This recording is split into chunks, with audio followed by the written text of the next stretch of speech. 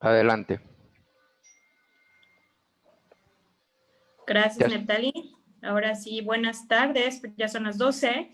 Invitados especiales, arquitectos, miembros de los diferentes colegios que nos acompañan a través del Facebook, arquitectos en formación, público que nos acompaña. A nombre del Consejo Directivo 2019-2020, les damos la más cordial bienvenida a esta conferencia en línea que nos va a dar la paisajista Katrin Green. Y bueno, antes de continuar, le voy a pasar la pantalla al arquitecto Miguel Aguilera Domínguez, al vicepresidente del Colegio de Arquitectos. Por favor, Miguel. Muchas gracias, Mónica. Pues estamos en este momento con la segunda conferencia del día de hoy, 14 de septiembre. Quiero darle las gracias a nombre del Consejo Directivo 2019-2020 del Colegio de Arquitectos Chiapanecos, Asociación Civil. Les damos la cordial bienvenida a este ciclo de conferencias en el marco de nuestro 48 aniversario de la fundación de este colegio. Agradecemos a todos los que nos están siguiendo esta transmisión vía Facebook Live y también muy agradecidos con la invitada del día de hoy, la arquitecta paisajista Katrin Green. Es nuestra invitada del día de hoy con el tema cómo me encontró la arquitectura de paisaje, y le voy a pedir al arquitecto Giovanni Metelin, coordinador de la Comisión de Ecología, que nos lea la semblanza. Gracias, buen día. Gracias, buenos días a todos los que nos pueden ver a través de las redes sociales. Arquitecta Mónica, un gusto de verlos por acá. Arquitecto Miguel y la arquitecta Katrin, ¿qué tal? Muy buenas tardes. Pues la arquitecta Katrin Green estudió arquitectura de paisaje en la Universidad de California en Davis. Al regresar a México a finales de los 80, trabaja por su cuenta, para más tarde fundar la marca A Pleno Sol junto con la arquitecta paisajista Rosado y la arquitecta Lorena Iturralde. Es una arquitecta apasionada en su profesión, comprometida con la naturaleza y el diseño y el paisaje. Es parte de una generación de arquitectos paisajistas que dieron a conocer la profesión en nuestro país a través de su incansable búsqueda de crear espacios armoniosos, sostenibles y vivibles. En su trayectoria de más de 25 años de experiencia, ha diseñado jardines privados, corporativos y públicos en toda la República Mexicana, siempre comprometida con el cliente y el entorno al lugar en donde va a trabajar. A partir de diciembre de 2017, está a cargo de la presidencia de la Sociedad de Arquitectos Paisajistas de México, la asociación civil constituida en 1972 por un grupo de arquitectos interesados en implementar, impulsar y regular la arquitectura de paisaje en México. Es un gusto tenerla aquí con nosotros. Le pasamos los micrófonos y la cámara. Gracias. Muchísimas gracias. Gracias, Miguel. Gracias, Giovanni, Mónica. Gracias por la invitación. Estoy muy feliz de estar aquí con ustedes. Quiero mucho Chiapas, entonces es como algo especial para mí estar aquí. Pues comparto la pantalla y si quieren empezamos de una vez. Déjenme nada más aquí ver si esto funciona bien. A ver, ¿todos pueden ver mi pantalla? Sí. Sí, está perfecta. Ok, bueno. El título de mi plática es ¿Cómo me encontró la arquitectura de paisaje? Porque en realidad yo no la encontré a ella, no la encontré a ella, sino ella me encontró a mí. Ay, espérenme, no puedo, no me está dejando.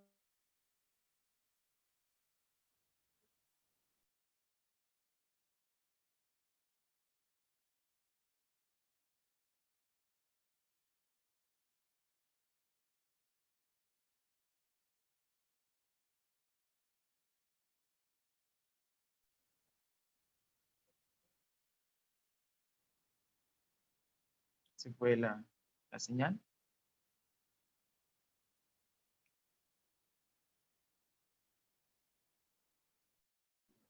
Sí, parece un problema de internet. Vemos con Neptalí. Posiblemente tuvo problemas de señal. Sí.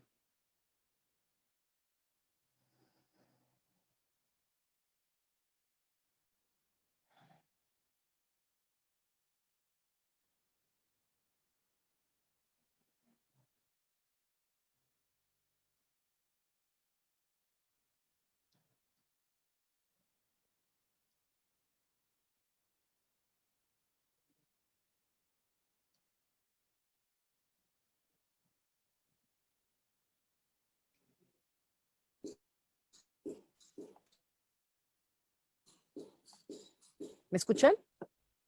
Ya. Sí, Kathleen, sí se escucha tu voz. Sí, perdón, se Sí, te fue escuchamos mi perfecto. Creo que fue la conexión, pero si me escuchan está bien. Una disculpa. No, no he cuidado. Bueno, sigo. Adelante. Tengo la fortuna de haber tenido una infancia rodeada de paisaje y naturaleza. Este letrero nos daba la bienvenida a nuestra casa de Tepoztlán. En Tepoztlán hacíamos vida de campo desde muy chiquitos. Dormíamos en esta pérgola, en sleeping bags, todas las noches y hacíamos largas caminatas en las que desde chiquita recolectaba plantas. Entonces, de alguna manera tuve como en la sangre esto mucho antes de que me apasionara tanto. Crecí, siempre había obra en mi casa. Está don Manuel construyendo una cisterna de captación de agua pluvial en el terreno en Tepoztlán de mis papás. No había una tubería, una cometida de agua.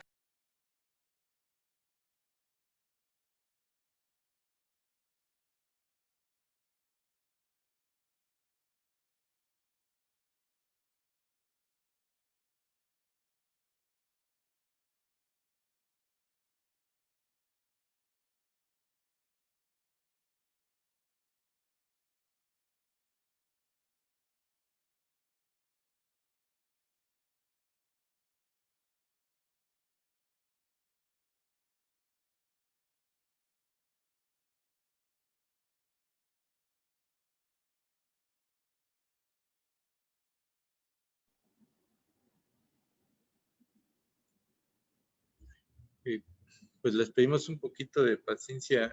Creo, parece ser tiene problemas de señal nuestra conferencista. Esperamos que se regularice lo más pronto posible. No se me desesperen.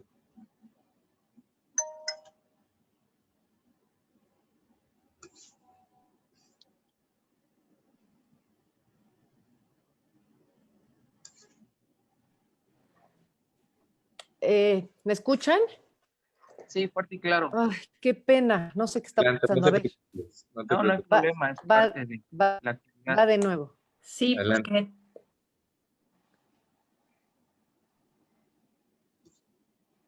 porque Ok. ¿Dónde se quedaron? Para ver si regreso un poco. Que estaba hablando que en el lugar donde vivía no había ducterías o un sistema de Ok. riego. Bueno, no había acometida de agua del pueblo. Entonces, mi papá decidió que de todas maneras compraba el terreno y que iba a ir haciendo cisternas poco a poco. Entonces, el primer año o sea, los primeros años, pues cuando se acababa el agua de la cisterna, usábamos el agua de la alberca para bañarnos y nos tenían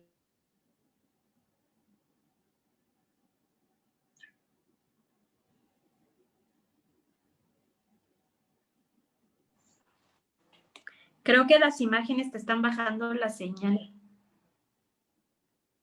Lo que podemos hacer, no sé qué tan pesada está tu presentación, es que nos la envíes a alguno, a Miguel puede ser que la proyecte por ahí para que tú puedas hablar nada más, porque cuando Me pueden enviar estuviste hablando no hubo más me envía a Drive ningún al arquitecto y él le haga favor de estarla pasando.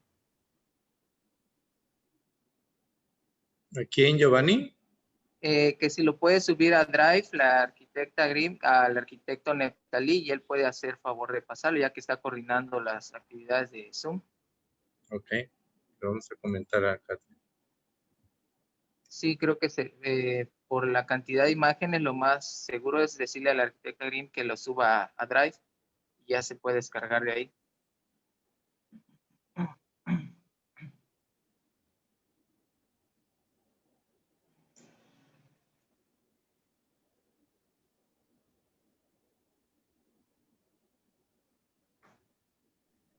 No sé si es mi internet el que está fallando o es otro, pero bueno.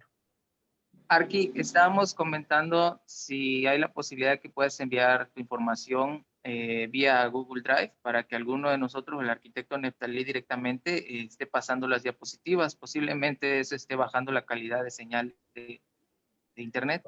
Ok, ¿lo puedo hacer? ¿Me esperan un segundito y se los mando? Claro que sí, A sería lo ver, más correcto para vamos que a puedas ver, transmitir. déjenme mandar. Sí. A ver, un segundito. Sí, no te preocupes, Karen.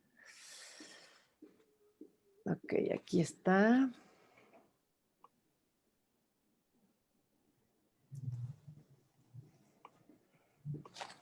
¿A qué correo lo mandó? Está por ahí el arquitecto Neftalí que pueda dar su correo para que tenga acceso. O quien quieren. ¿A quién se lo mando? A ver, Neftalí. ¿Neftalí? No, a ver, permíteme un segundito, Karen.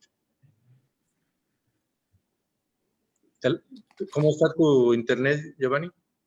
Pues, tengo buena conexión, igual podría verlo. Dale tu correo. Ok, sería P de papá, Ajá. I de ilusión, ¿Y? I de ilusión, ajá, Ajá. X de Xochimilco, ¿X? Ajá. E de Esteban, Ajá. L de Luis, ¿Sí? 1106 @ Gmail. Pixel 1106 @gmail. Así es, correcto.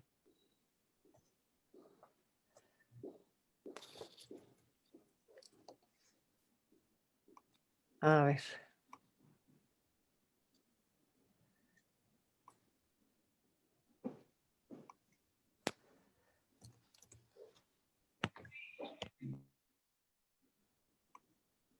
Oye, mientras lo estás enviando, ¿cuántos paisajistas hay en la sociedad?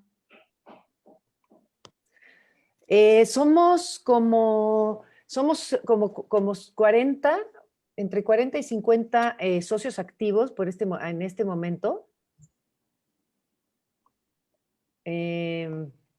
Y, y poco a poco hemos estado aumentando en los últimos años, pero socios activos somos como 50 y luego hay otros que van y vienen un poco.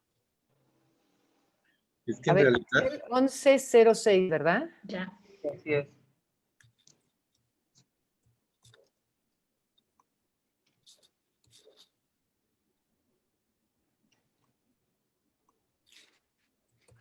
A ver, no sé por qué, ahí va.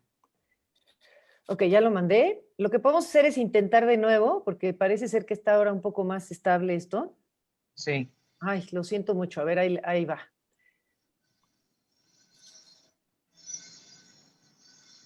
Ok, aquí nos quedamos.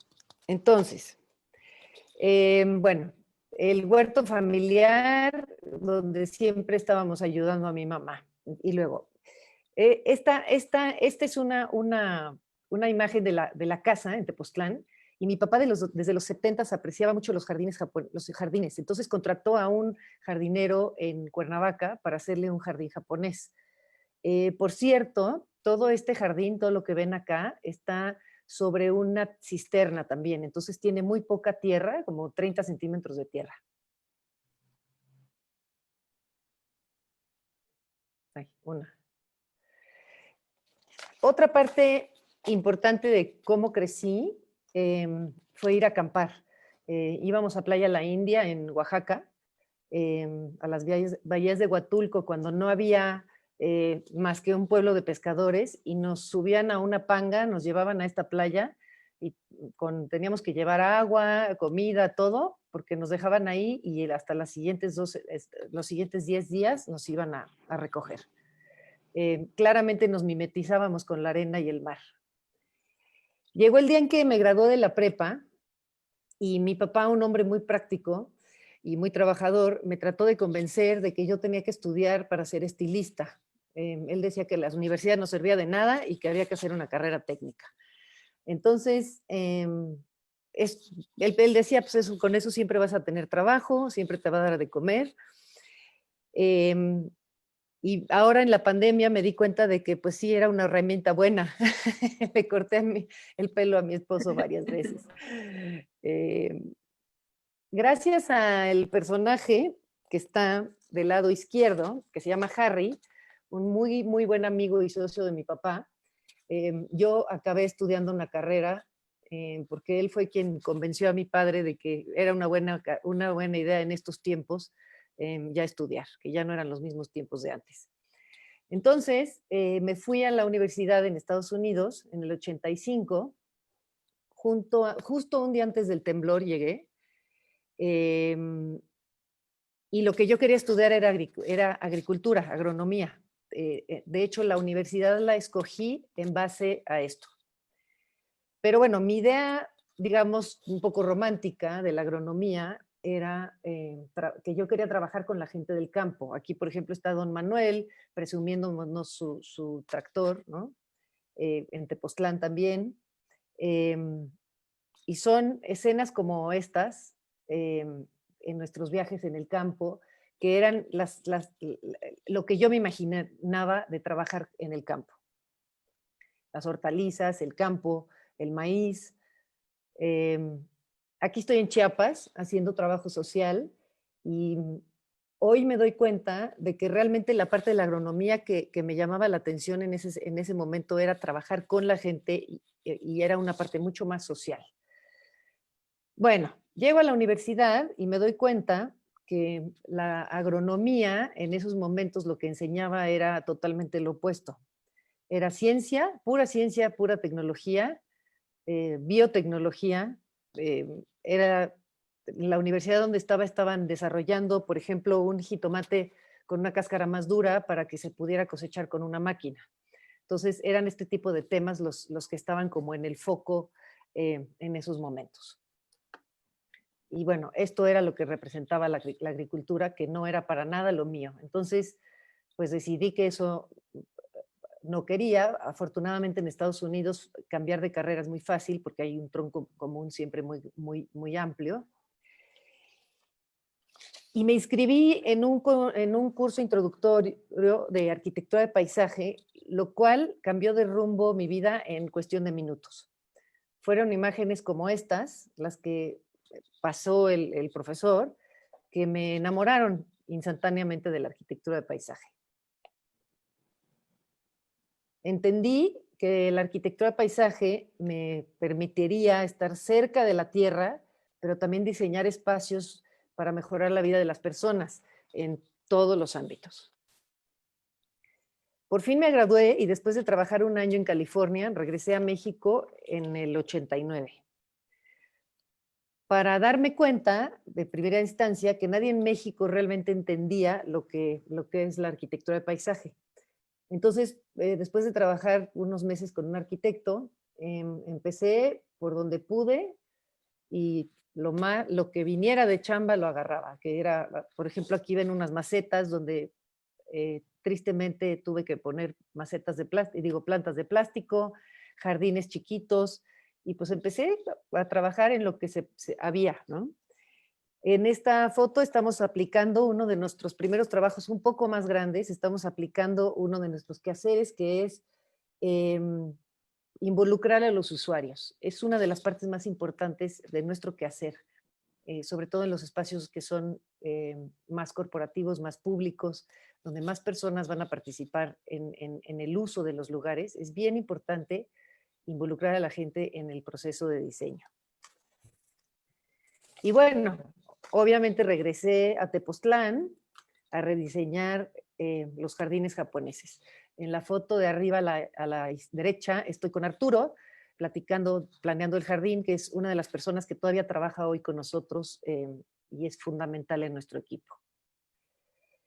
Les quiero hablar un poco de lo que me inspira. Mi gran inspiración viene del paisaje de natural, una de mis grandes inspiraciones, los jardines desérticos de Steve Martino que conocí en la universidad, todo el tema de las flores y plantas nativas, la biodiversidad y lo que me encuentro en mis viajes. Todo esto forma parte de lo que influye en cómo diseño. En el 2000 aproximadamente empieza un nuevo comienzo, una nueva etapa donde formamos a Pleno Sol junto con Lorena Iturralde y Pía Rosado. Por primera vez hacemos planos en AutoCAD y nos prestan una pequeña oficina. Y es cuando también empezamos a tener cada vez obras más interesantes en la Ciudad de México y fuera de la Ciudad de México. Les voy a pasar algunas imágenes de antes y después de algunos jardines para mostrar lo que valoramos en nuestro proceso. Este es un jardín en Valle de Bravo, donde este espacio detrás de la casa se había quedado como muy vacío y pues, ahí estacionaban los coches.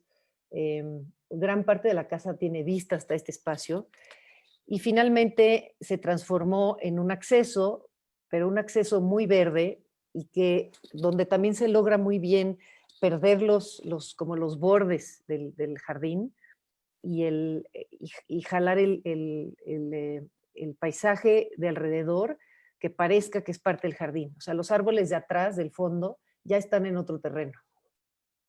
Importante también pensar en los polinizadores, en que haya biodiversidad para que muchos animales puedan empezar a tener un hogar, ¿no? Y poder cumplir con su función natural. Siempre buscamos que la arquitectura se pierda en el paisaje y nos apoyamos mucho en croquis para entender la problemática de los espacios. Este es otro jardín en Valle de Bravo, donde también en el antes y el después se ve claramente cómo con la vegetación aquí logramos que la montaña parezca parte del jardín y que la arquitectura pase a un segundo plano completamente. Todas estas plantas fuera del pasto son de bajo requerimiento de agua, que eso también siempre es una cosa que pensamos mucho. Esta es una terraza en la Ciudad de México, que también es totalmente transformada, está encima de un garage donde se puso una malla para proteger y esto nos da la pauta que en realidad cualquier espacio, aunque sea muy urbano, se puede transformar. Y esto no tiene que ser algo caro. Por ejemplo, esta terraza podría haber sido transformada también con macetas o con botes de plástico. O sea, no a fuerza tiene que costar mucho dinero. Esta es una vista aérea de esta misma terraza. Y este es otro espacio en esa misma casa, donde un poco el ejemplo que quiero dar aquí es cómo muchas veces tenemos que integrar los elementos existentes de arquitectura. No siempre tenemos un lienzo en blanco, ¿no? Eso es algo que es como muy, muy importante. Este es el Parque de la Luz en la Ciudad de México, no sé si lo conozcan algunos de ustedes. Es una parte de Chapultepec, donde estuvo bastante restringido lo que podíamos hacer, pero creamos estos espacios para la convivencia y ha sido uno de nuestros proyectos favoritos justamente porque nos da la oportunidad de impactar a muchas más personas que en los jardines privados. Este es un techo verde en Morelia y aquí lo interesante o una de las partes importantes del diseño es que jugamos mucho con las tonalidades de la planta para que se mimetizaran con el entorno otra vez. O sea, la catedral y los tonos de verde que están aquí, de alguna manera tienen como una gama de colores, entonces parece que la misma catedral es como parte del jardín.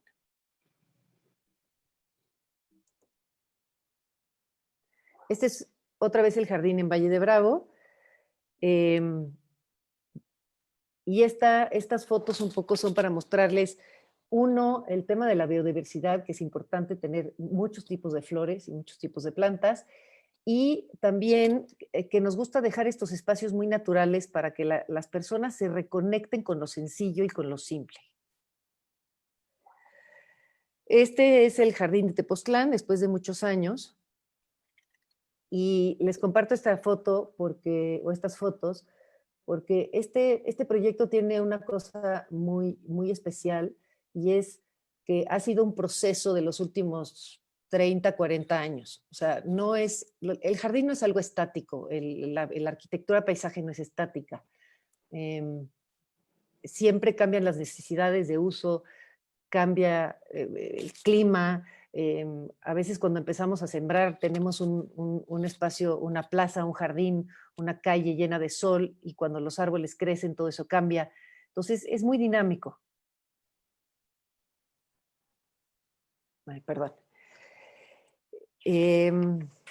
Bueno, en 2017 empieza una etapa nueva para mí de muchísimo aprendizaje. Además del trabajo del despacho, tomo la presidencia de la Sociedad de Arquitectos Paisajistas, de la cual soy miembro desde los 90s. La SAPMA agremia arquitectos paisajistas, biólogos, horticultores, arquitectos, entre otros, todos aquellos que tienen alguna profesión o que hacer, que es afín a la arquitectura de paisaje. Parte de nuestra labor para dar a conocer la profesión y mantener un diálogo abierto sobre todas las problemáticas, es dar a conocer la profesión, perdón, y mantener sobre todo un diálogo abierto sobre todas las problemáticas y retos que nos atañen como arquitectos paisajistas.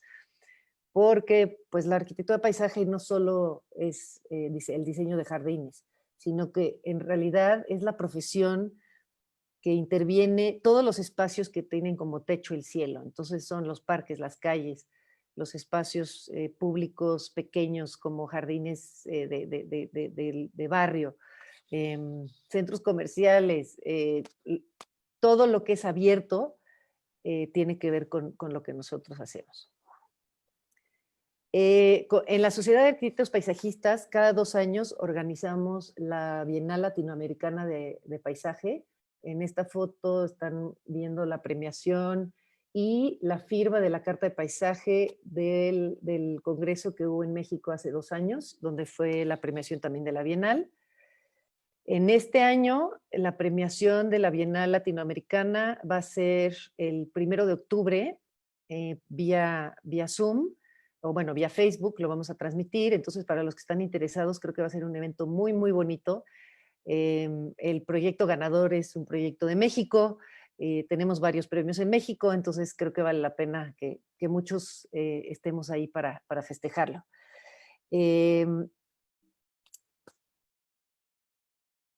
También cada 2 años organizamos un congreso de arquitectura de paisaje. Este congreso, el congreso del año pasado fue en Guadalajara, y el próximo año el congreso va a ser en Zacatecas. Entonces están también todos invitados. Estas son imágenes del congreso,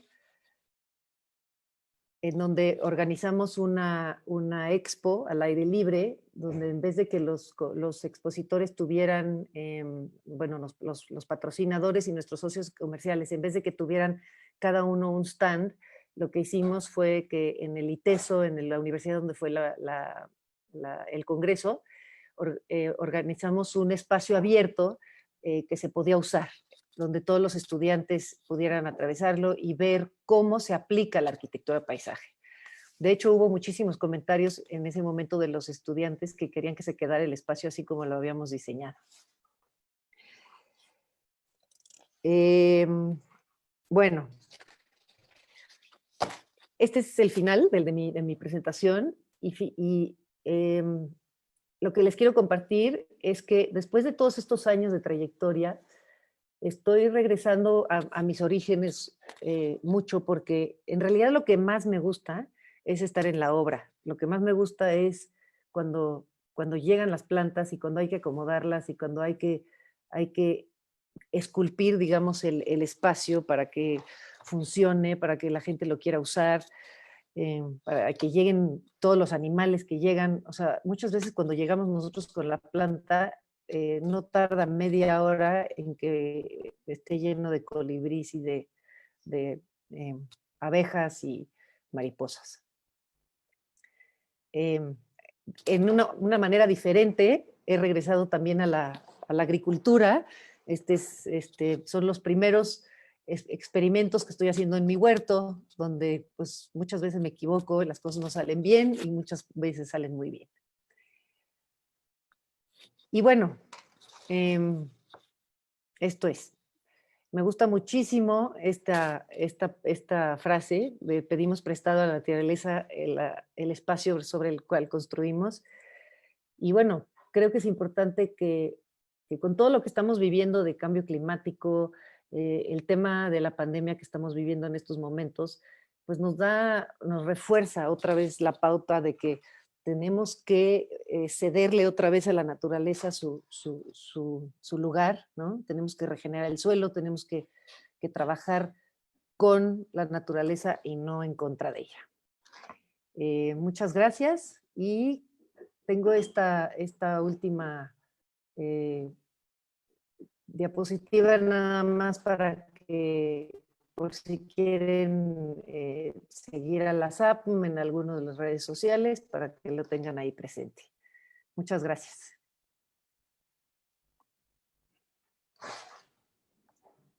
Muchas gracias, Catri, por exponernos acá tus experiencias. Ahorita vamos a ver si hay preguntas en redes. Yo quisiera adelantarme con una, a ver si podemos responder.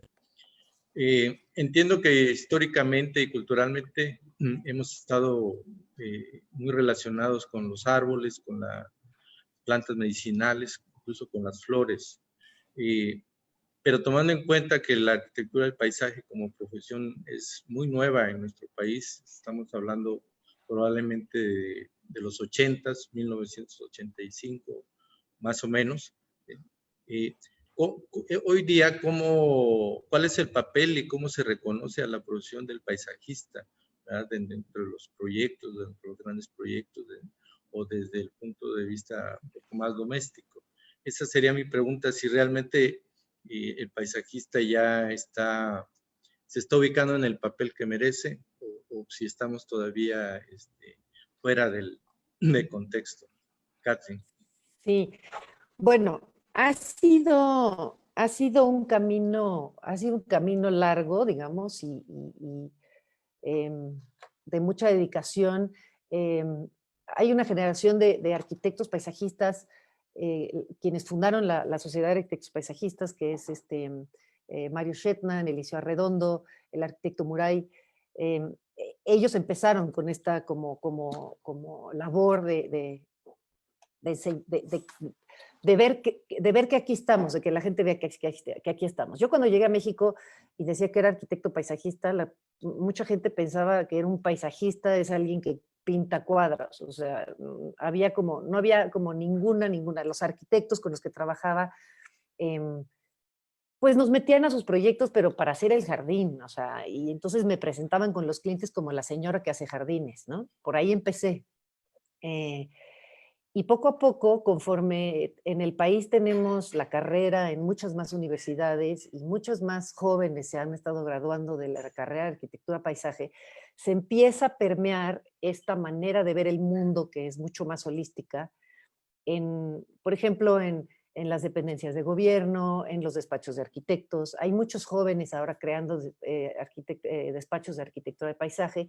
Entonces, poco a poco, sí estamos teniendo ya poco a poco el lugar que tenemos que tener en los procesos de diseño, en los proyectos.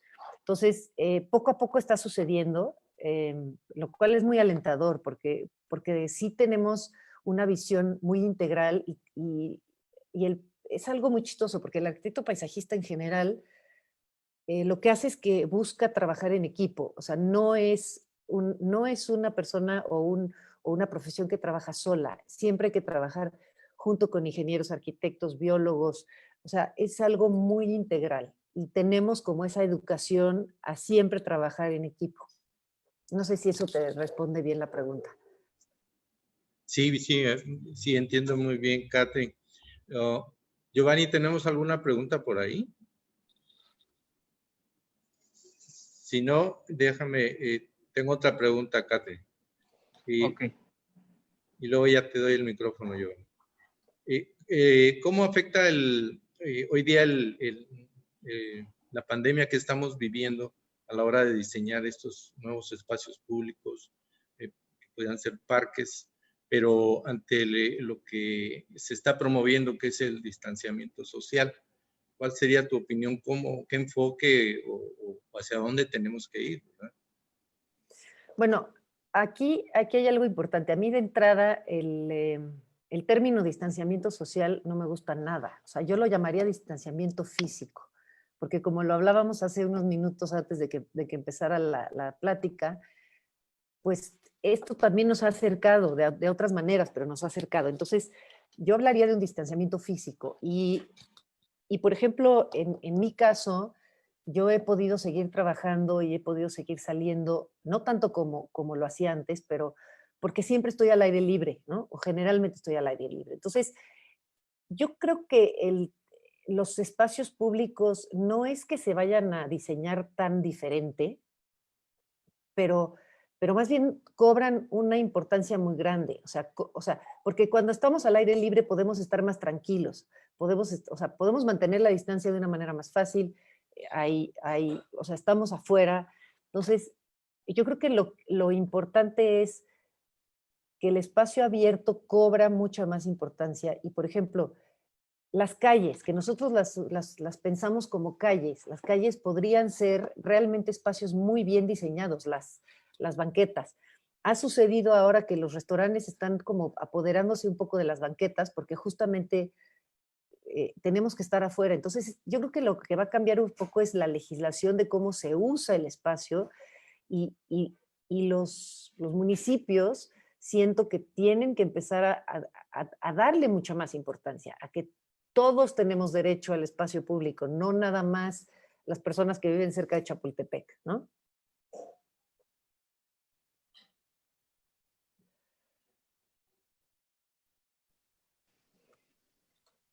Giovanni. No sé si...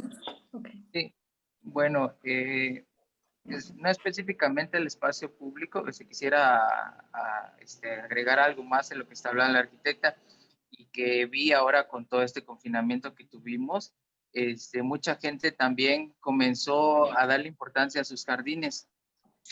La arquitecta, como bien menciona, regresó al tema de la agricultura. Y sí, lo que son los huertos urbanos está tomando un auge bastante fuerte. La gente se dio cuenta que puede cosechar, que puede aprovechar los espacios o pequeños espacios dentro del hogar, llámese jardines, banquetas. Tengo compañeros que empezaron a hacer procesos de composta. Mi esposa en general pues se dedica a la jardinería en la casa. Entonces, este confinamiento trajo cosas buenas. La gente se dio cuenta de que tiene la oportunidad de producir, de convivir con las plantas, con el medio que nos rodea. Entonces, el espacio público no se ha perdido en su totalidad. Lo que debemos hacer es, como en este momento se aprovechó el espacio que tenemos en el hogar, ahora transmitir todo eso al espacio público, respetar lo que tenemos, darle la oportunidad a lo que ya existe para que siga creciendo.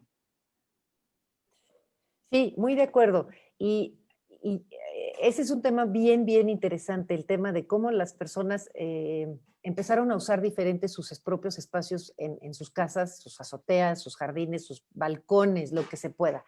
Hay un movimiento en Estados Unidos que se llama Freedom Gardens, que son jardines de libertad, que lleva ya muchos años y va agarrando como auge en diferentes épocas, sobre todo en crisis. Y el movimiento se trata de que todos podemos producir algo de nuestra propia comida y que eso nos da libertad. Entonces va mucho más allá de nada más como utilizar nuestro espacio y plantar algo, ¿no? O sea, habla de seguridad alimentaria, habla de independencia, habla de ¿no? Y de pronto poder salir y plantar vegetales en la banqueta quiere decir que entonces nosotros como ciudadanos nos estamos también apropiando de la ciudad de una manera muy diferente. Ya no es el espacio que alguien más tiene que cuidar, sino que a lo mejor se empieza a volver también nuestro espacio y a lo mejor sacas una banca y entonces es una extensión de tu casa, como lo vivían los pueblos, ¿no? Sí, Catherine. Por acá tengo conmigo un agremiado del arquitecto Julio César Solís. También tiene una pregunta para ti. Si se puede, estoy de metiche. Claro. Bueno, lo que pasa es que yo me dedico un poco más a la restauración. Y así como hay un sinnúmero de agregados, que es lo primero que se hace en una restauración, eliminar todos los agregados que no son del tiempo, por ejemplo. Tenemos un gran problema en la ciudad porque todos los árboles que han sembrado, de repente son de otras especies y ya ve que traen consigo un sinnúmero de animales, bichos, etcétera. Y esto se vuelve una contraposición con la cuestión romántica de conservación de la vida del árbol.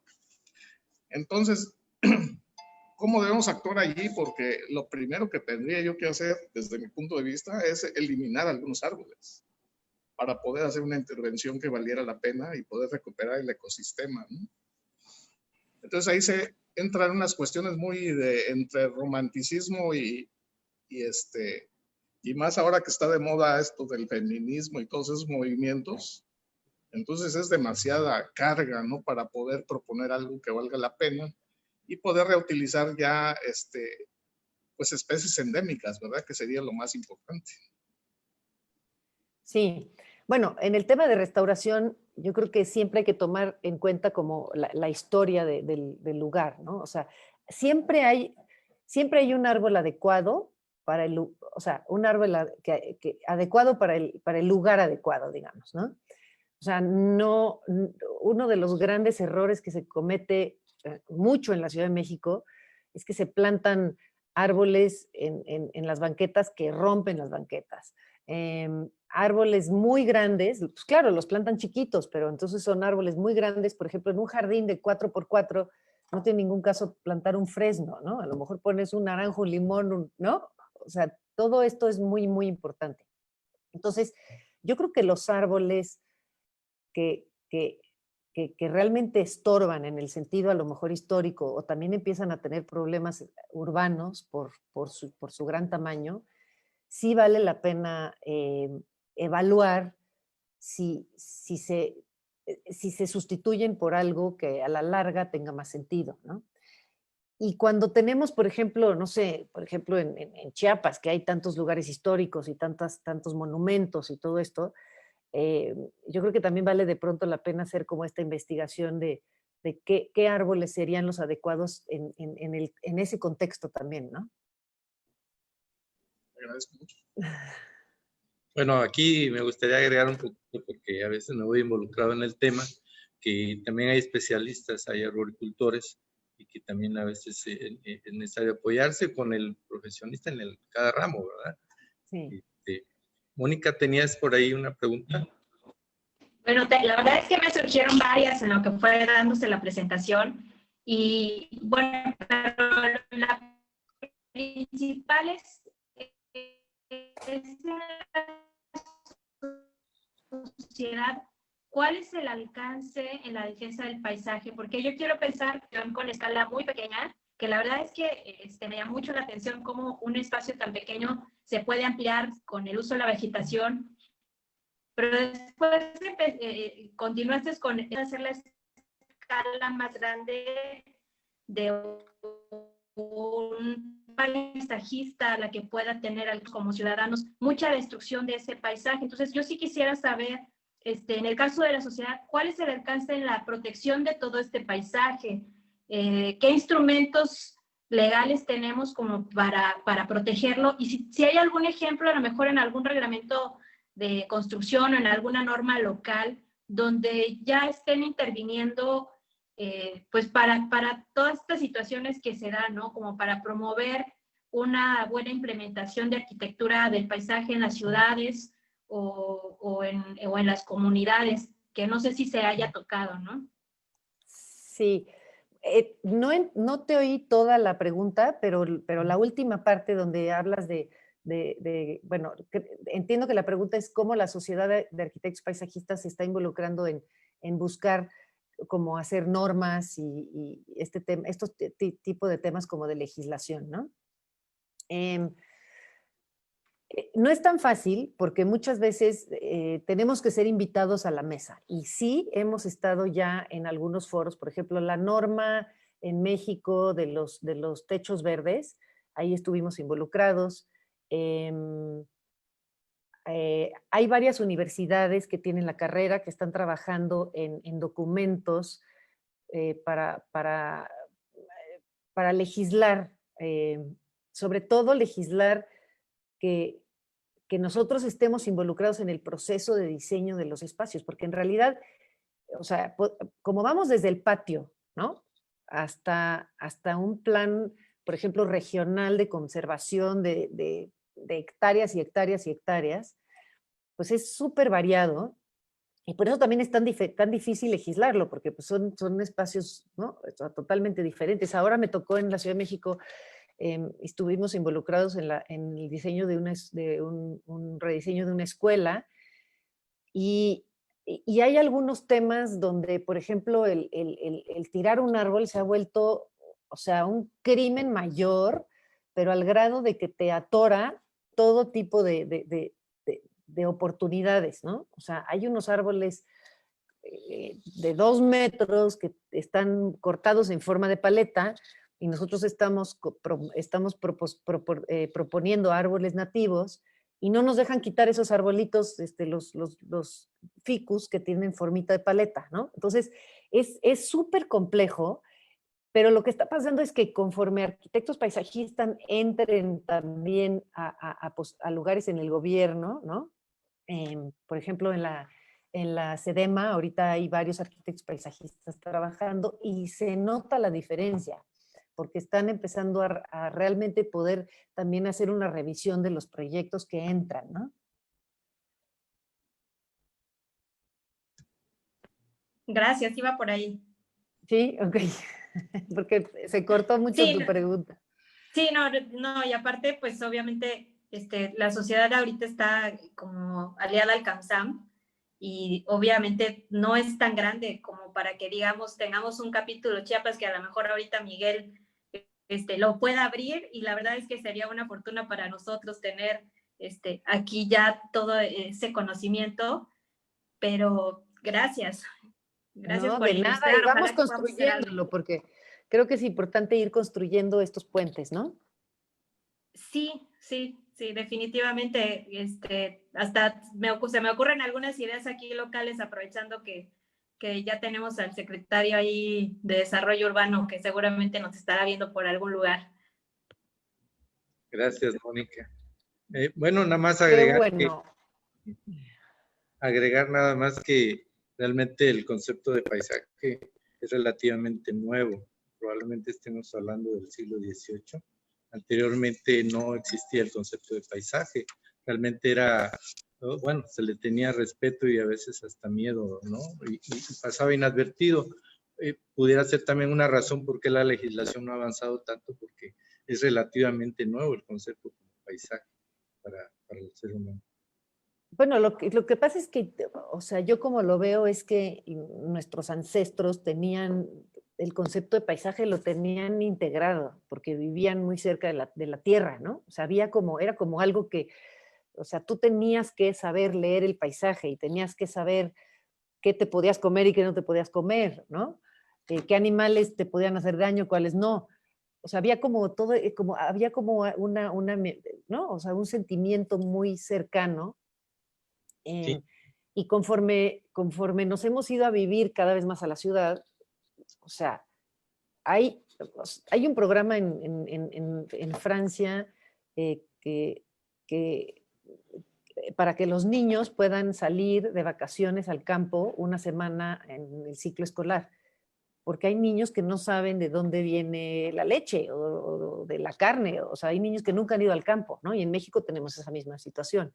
Ya en la ciudad ¿no? Hay toda esta desconexión. Entonces, yo creo que este concepto de paisaje lo tenemos que ligar mucho con volver a conectar con que pues, es normal para nosotros, o debería de ser normal para nosotros, el tema de la conexión con el paisaje. Y ahora, pues sí se tiene que legislar justamente porque ya no lo entendemos, ¿no?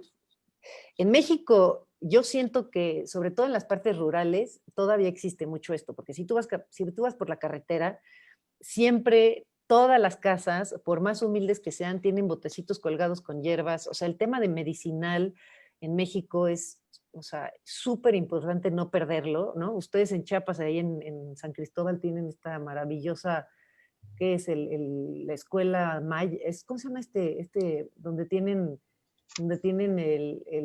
este centro de medicina natural? No me acuerdo cómo se llama, pero es ¿Nabolón? maravilloso, ¿no? Sí, No, sí, ¿Nabolón? de medicina, no me acuerdo cómo se llama, sí, creo que es este centro de intercambio para la medicina naturista, y de todo el saber de los ancestros, ¿no? Sí. Bueno, yo me refería desde el punto de vista del concepto paisaje, desde el punto de vista estético, cultural y religiosamente ha estado apegado a nuestras culturas. Pero tengo otra pregunta, Ok, claro. Catherine. Tengo otra pregunta para ti, bueno, ya un poquito más personal. ¿A quién admiras tú desde el punto de vista de trabajo profesional como paisajista? Pues ha ido cambiando, o sea, en la universidad me encantaba el trabajo de Steve Martino, ¿no? Estos jardines como muy desérticos por el tema del ahorro del agua y de trabajar con lo que tienes, no tratar de hacer un jardín tropical en el desierto, ¿no? Por ejemplo, el trabajo de Roberto Burle Marx se me hace maravilloso también. Y ahora hay una persona que admiro mucho en Europa que se llama Piet Udolf, y él trabaja el tema de los jardines naturalistas. Entonces trabaja muchísimo con especies endémicas y esto es algo que es dificilísimo. Lo que hace él es como recrear una pradera, pero la pradera que ves cuando estás en el campo, ¿no? Es una de las cosas más difíciles que hay. Entonces, este tema de ya no pavimentar, sino que traer realmente como más el campo, ¿no? Más cerca de nosotros, los pájaros, o sea, todo lo que viene con eso, ¿no? Toda la biodiversidad que viene con sembrar de especies nativas, a mí me parece súper, súper importante. Diseñar sin que se note el diseño. Exactamente, ¿no? Y durante muchos, o sea, hay muchos espacios públicos maravillosos, pero que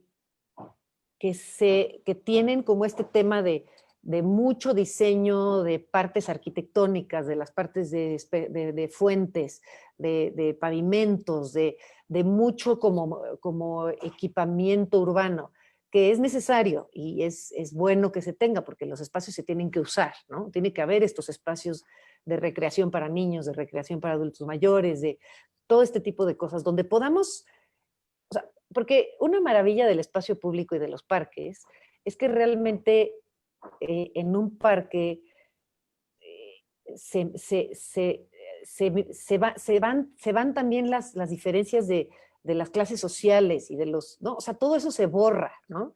El nuevo parque La Mexicana que se diseñó aquí en México, pues, mucha gente lo ha criticado y han dicho que está en una zona donde hay mucho dinero y no sé qué, pero si vas a ese parque un domingo, o sea, hay muchas zonas de muy bajos recursos a las que les dio muchísimo este parque, ¿no? Y lo usa todo tipo de gente.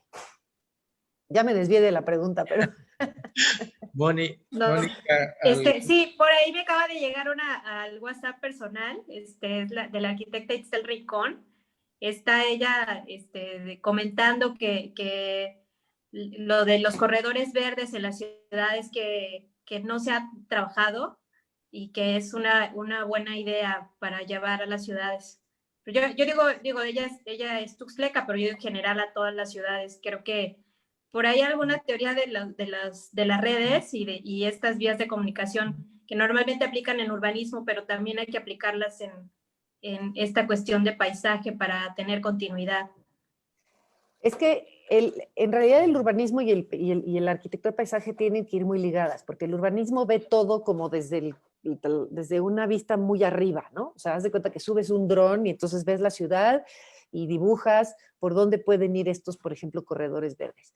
Pero ya cuando te metes al corredor verde, pues ¿cómo es ese corredor verde, no?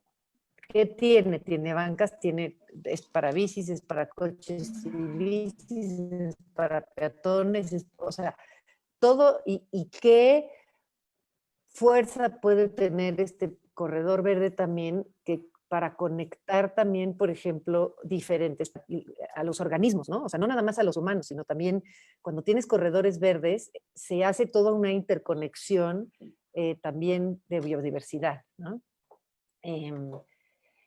Yo creo que el tema importante en México que tenemos que lograr cambiar, y es un tema como sociedad, es que no dependamos tanto de los sexenios, porque ese es un poco lo que pasa, siento, que se hace una intervención que tiene que empezar y terminar con un gobierno, y luego ya no hay seguimiento con lo que sigue, sino que tenemos que empezar a hacer planes a largo plazo que no importe quién está y que sigan, ¿no? Sobre todo en pro del medio ambiente y de nuestras ciudades, ¿no? Sí, gracias, Katy. Claro. Giovanni, Estelín, ¿tienes algo que agregar?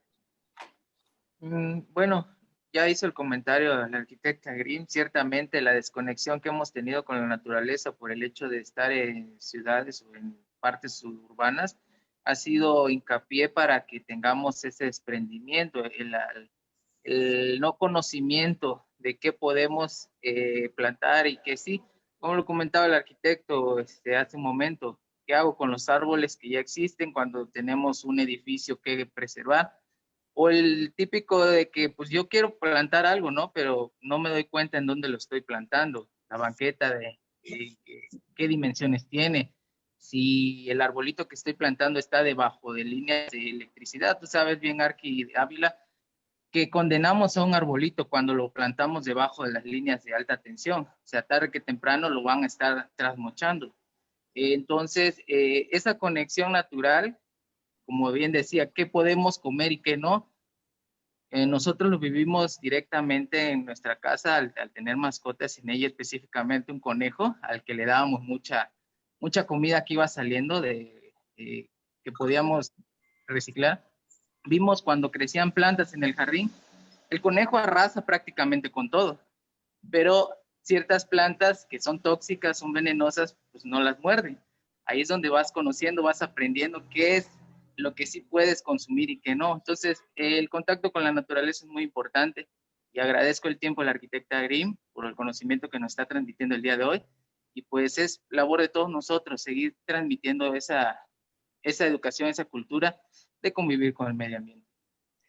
Yo quisiera hacer una reflexión sobre lo que estamos hablando ahorita, que acabo de como que pensar, porque ayer vi un documental sobre el suelo, y tenemos esta tendencia a ver como el paisaje y el espacio, como siempre lo que está del suelo para arriba, ¿no? O sea, vemos la hierba, vemos las plantas, vemos los árboles, vemos nuestras hortalizas, pero nunca pensamos en la salud de la tierra. Y al final del día, de la salud de la tierra depende la salud de nuestras plantas, y depende la salud de nosotros, porque nosotros podemos comer plantas que estén llenos de nutrientes y que no estén llenos de nutrientes. Entonces, o sea, esto es nada más una reflexión de vislumbrar también todo nuestro quehacer en un tema de conservación, pero desde el suelo, ¿no? O sea, donde pues regresamos a la agricultura, donde la agricultura industrial está terminando con la fertilidad del suelo, ¿no? Entonces, en todos los aspectos, el suelo es importante porque es el que absorbe el agua. O sea, este tema de que en las ciudades el agua se tiene que ir para afuera y hay que sacarla como dé lugar, pues es una idea muy anticuada. O sea, en todas las ciudades hoy en día podríamos infiltrar, cada quien podría ser responsable, hacerse responsable de infiltrar el agua de su espacio, de su terreno, ¿no?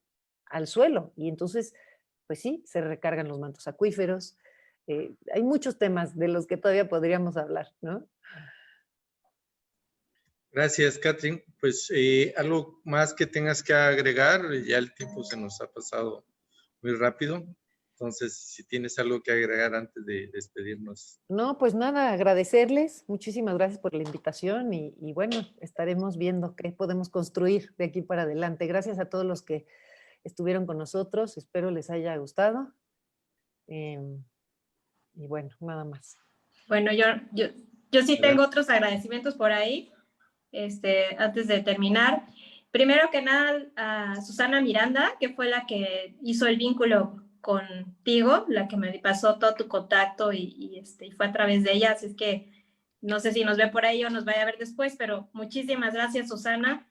Y también al arquitecto Hermilo Bedrán Ruiz, el presidente del Colegio de Arquitectos Chiapanecos, que facilitó todo para que se diera y bueno, el consejo directivo ya ahora sí que vaya Miguel para la despedida oficial o para los comentarios finales.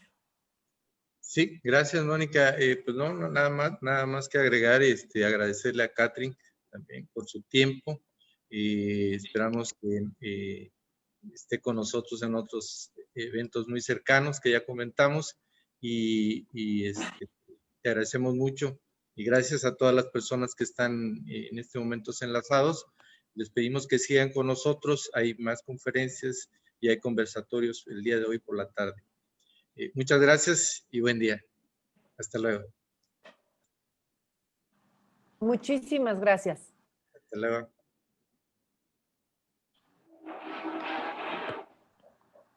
Gracias. Gracias, Mónica. Gracias a Esperamos todos. vernos pronto, Catherine. Sí, claro que sí.